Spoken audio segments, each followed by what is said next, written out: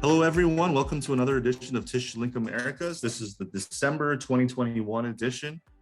We are at our pretty much our year end. And this edition, we're basically going to go over some of the highlights of the year, especially in regards to Tissue Online and some of the successes. We're joined by Hector Hurtado. Hey, Hector. Hi, Brian. How are you? Thank you for having me. Yeah. As many of you that watch our segment know, Hector covers our Latin America, Tissue Online Latino America platform. So Hector, this year has been, hit or miss. There's been some good points of it, and then there's been some low points. But I think overall, compared to 2020, I think this was either expected or accepted. I think the customer base is, 2020 was an amazing year. 2021, okay, but it's still good. It's kind of like that's kind of the feeling that I'm left with, I think. Right. Overall, the people that we visit. Same thing in Latin America. Are people okay with it, or is it more of a loss, you think? Well, if we look, I guess it depends from one country to the other and from one client to the other, right? But sure. I think if we look at the industry as a whole, I think it was a good year regardless, because like I mentioned before, you still see investment on equipment. If people are willing to invest on equipment, that tells you that they're aiming for a brighter future, or for immediate demand that they have at the moment, Obviously, the year, if we talk about three specific topics that are related to the tissue paper industry or tissue making, if we talk about pulp and cellulose, prices at the beginning of the year were high. Then they sort of settled down throughout the year, and they even came down, throughout the year. And then we just saw an article that we posted on Tissue Online this week rather, that one of the largest pulp producers in Brazil, Suzano, they're increasing their price for the exports that they send to China, $20 per ton on pulp. Basically because they're seeing the Chinese economy having a higher demand for these exports from Brazil or pulp products from Brazil. So, probably something that will likely go into early next year, and then we'll see how pulp continues to behave. If we look at the finished product, tissue paper, kitchen towel, like I mentioned, we've seen companies investing on the paper mill end of it and the converting end of it as well. Throughout the year, we've seen, the news, people making this major investment, and some merge too, Essity buying Grupo Familia, or Softies in South America buying Carta Fabril in Brazil, So we've seen some of that. And something that continues to be somewhat of a hurdle and very unknown is ocean freight, There's still a shortage of containers, shortage of vessels, and prices, they just keep going up or changing it from one week to the other. And that's playing a role with some of these companies that probably they imported the raw material to make their finished product. So they're being affected by that, even though there is enough paper available on the market, but freight still playing a role on that. Or those companies that probably, to complement their product line, were importing products from China, let's say napkin products or hand towels. That's not happening anymore because of the high cost to bring container from China. So rather, they are starting to invest on equipment to make those products by themselves, something similar with cardboard, obviously, as online or e-commerce has actually spiked up during the pandemic. Now paper manufacturers are fighting for slots of a core board. I'm going to speak for Latin America mostly. They're fighting for spots of a core board, because a lot of this core board or cardboard is being used to make boxes as well. So a lot of the core board mills, they're kind of tied up with the capacity that they have, and we've seen prices skyrocket. Usually for core stock to make paper tubes, for your toilet paper or kitchen towel. This is a product that used to sell $400, $500 metric ton average, and now it's going. Where are we at now? Or $1,000 metric ton, so double the price for some of these companies. And they're taking it, they're buying it because they need it, right, for the product. And some of them are even buying more than they used to, just to have enough inventory in case there is not availability. And that's something that we tell some of our clients too. Hey guys, I think right now, with the way that the world is doing business, you have probably to plan to buy a bit more than you used to. So you have enough inventory for these hiccups that are happening with freight or the ever-changing cost of the raw material, you know. Sure. So I think people obviously have adjusted of a way to do business in a different way with the pandemic. We probably will see next year this continuing and people settling into this new way of doing business until obviously we see the pandemic 100% gone. But, I mean, you can speak for North America as well, but in Latin America, that's what we see mostly. What I just summarize. Yeah, and these things are cyclical. I've been in the tissue industry since I got out of college. I won't age myself, but I've seen this has happened a few times since my time in being in the industry. I'm 39 years old, and I've seen this a couple of times now.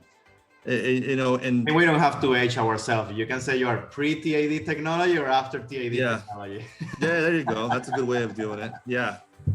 But, I think there's always talk of everyone bringing everything in-house, but you can never truly bring everything in-house. You're always kind of depending on an outside supplier for something, right? Out of the country, or you always need help. You can't always do it by yourself. Switching gears now over to Tissue Online. Let's talk about some of the successes we've had this year. Latino America portal has only been up for less than a year. And, we have over 2,000 followers just on that portal alone. Overall, Tissue Online now has 100 marketing partners that are promoting their products directly with us, right? Which is fantastic, that in a year. And so that is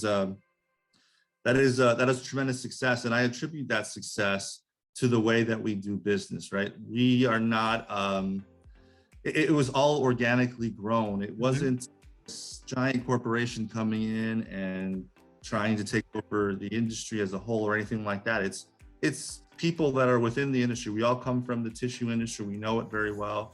And we're integrating it with our partners and our friends in the industry. And I think the success comes from, our style. It's more of a handshake and, a meeting over Zoom rather than a boring meeting or stuffy suits or anything like that, more of the traditional way that we've done things in our industry in the past. And I think that it's being accepted as a, organic social media, digital media, a company that is bringing value to the industry. How do you see it in Latin America? You want to talk about some of the successes you've seen down there? Yeah, no, likewise. I share your opinion and your perspective. Like you mentioned, we have over 50,000 followers on our social media platforms for Tissue Online, Latin America, North America, and Brazil. Latin America specifically, we've been live 9 months only, and 2,000 followers on LinkedIn. Like you mentioned, we have over 100 marketing partners.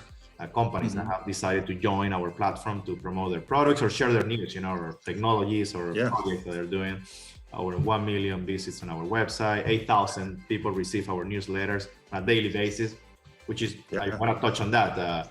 Traditionally, in our industry, tissue paper industry, news, you will get them either through rumor mill or trade shows, or you will get a publication every 2 months, every 3 months, right? A physical publication on the mail.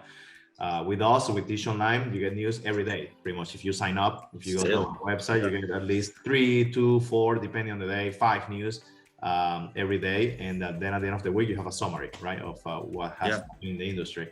So I think that's something that people like us that operate in the industry in any different level, they appreciate it because they have hands-on information readily available. And it's something that was lacking in the industry.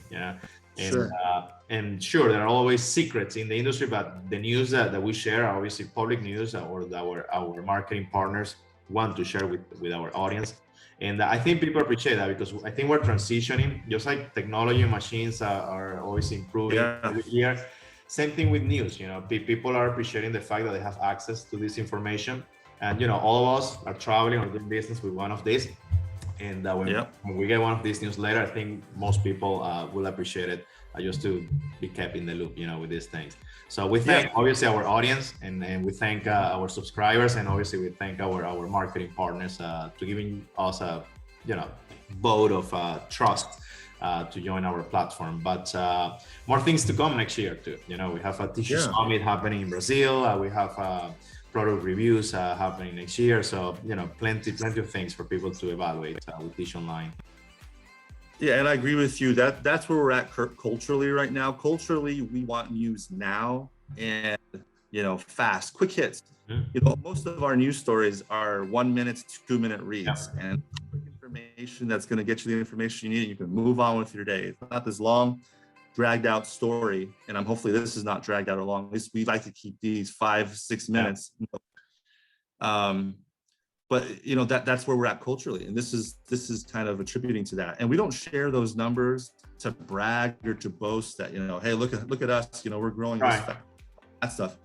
But it's more to prove that the model is working, and that the industry has accepted it as a model, and you know, we continue to add value to the industry, and that's our goal primarily. We love the industry. You know, you yourself, myself, and Felipe. The three of us come from the industry, and we know it very well, and we know what our fellow colleagues in the industry like to hear and would like to see. And so in 2022 coming up, we're going to come out with a brand new media kit. It's going to be completely updated. We've added a lot of different stuff to it to give even more value to the price levels. We have a diamond, a platinum, and a gold package in North America. And we've added more things to them to bring even more value to our partners. So for those of you that are watching that are on the fence about joining or becoming a part of it, please let us show you what we can do for you and the value we can bring to you, not only for North America, but for Latin America as well. You know, a lot of the reason why we have 3 platforms is a lot of the companies in our industry are multinational. They may be based in Europe, but they're doing business in Spanish, they're doing business in Portuguese, doing business in English. And we provide you access to all those.